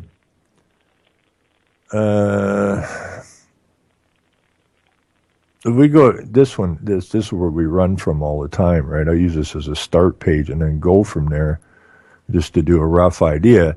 What it says here, injunction, this is off of Wikipedia, so see protection order.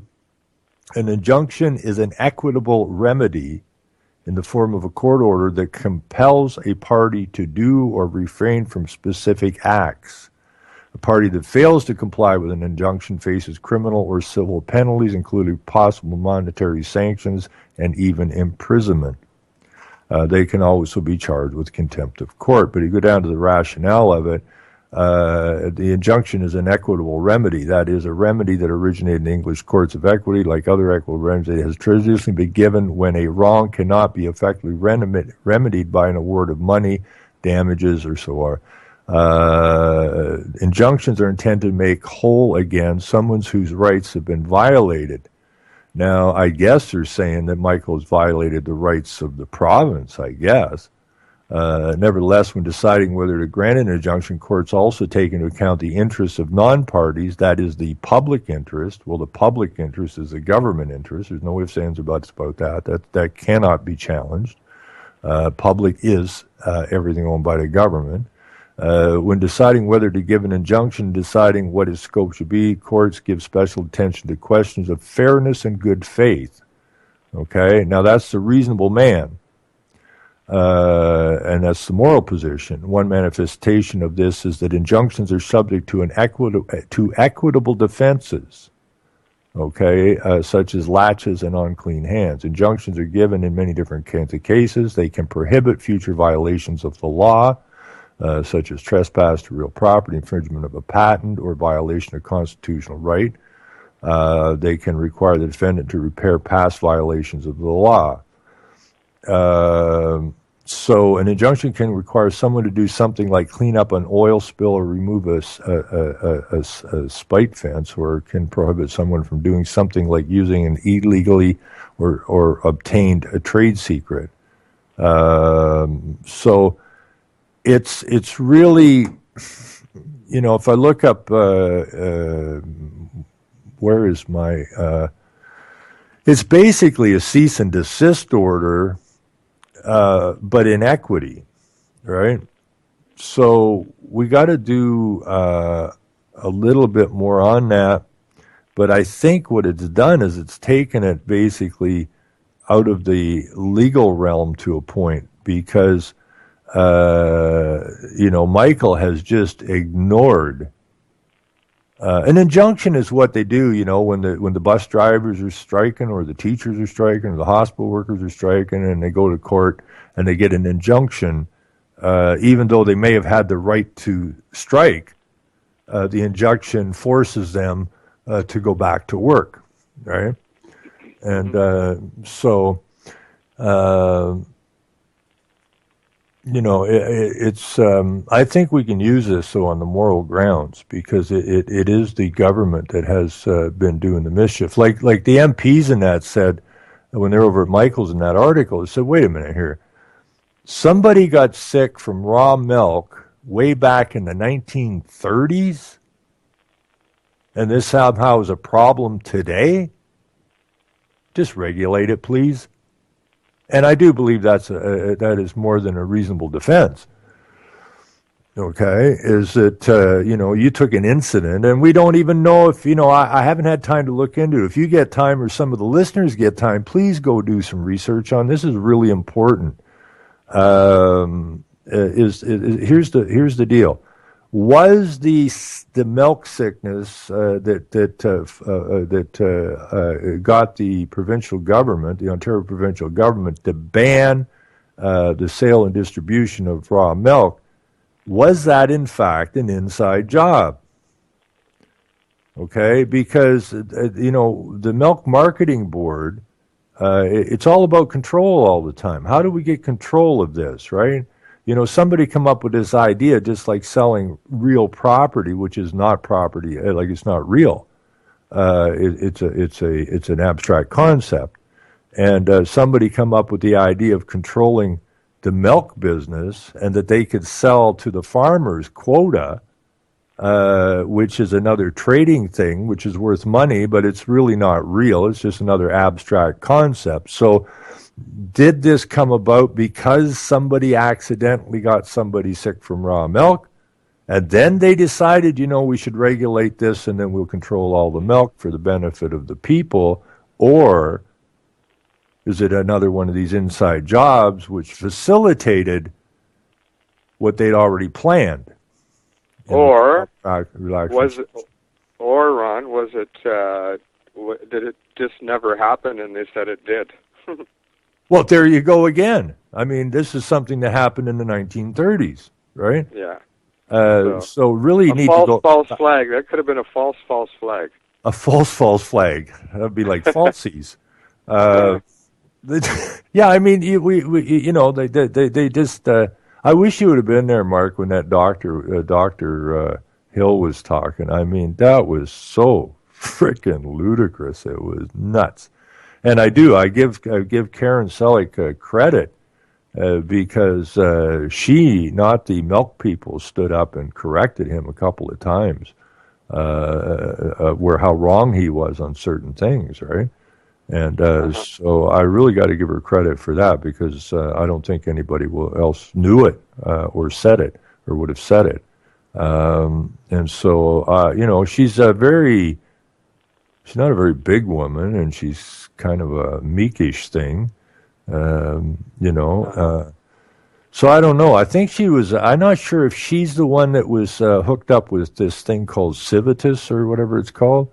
Which is basically Roman civil crap, right? These groups they have. I did see her. I can't remember if she's the lawyer or another lawyer I know that was hooked up with that. But the fact is that if you're a lawyer, you're not in law. You're in a legal system, which is a system for the benefit of the corporation that's being passed off to you as a government. So when a lawyer, how far can you trust a lawyer, right? A wolf in sheep's clothing, possibly. Or someone who is either willfully ignorant or just ignorant because they came through a system that they believed what they were told. But you would think once you get to the position of a constitutional lawyer, and the preamble of the Constitution says, based on the principles and the supremacy of God and the rule of law, and then you look at rule of law and it says it's an ambiguous statement, and you're in the role of a constitutional lawyer, you would think some of these things might have perked your interest. You would think. I don't know. Wouldn't you? Yeah. I mean, when I read stuff like that, I get a whole bunch of questions in my head. And if you're a constitutional lawyer, how can you not get a bunch of questions in your head? How can you not challenge that? Yeah. So I don't know. The preamble sets the stage for the entire rest of the document. Exactly. And when I called the lawyers at the Federal Justice Department, they wouldn't let me read the preamble. Don't. I can't hear that. I can't listen to that. it was freaking nuts. Anyways, I think we're going to hit music really quick. So thanks for calling in, Mark. I really enjoyed it. I hope everything's good up your way. Hopefully. You still there? Yeah, I'm here. Yeah. I hope all's good on your end up there. We may be taking a road. We're going to go over to Michael's. We've got to go over and talk about these injunctions that Paul's supposed to do. So I was talking to Cindy. I don't know if did you ever meet Cindy, Doug's girlfriend? I didn't get to meet her. No, we missed her that day, right? So yeah. She apparently, I was talking to her the other day, I haven't talked to her probably since you and I were over at Doug's, and I saw her online the other day, so I was having a chat with her, and she's going to be managing a hotel there where they live now, and she's also has a contract out of L.A. for her music now, and okay, so all's good that way. So, Mark, thank you very much for calling in. Keep an eye on Sudbury, and to the list, patterns and much, and all the take a look at this Ohio.org, and find them. Anyways, so take care, everybody, and see you again on this right here on UCY.com. Take care. We are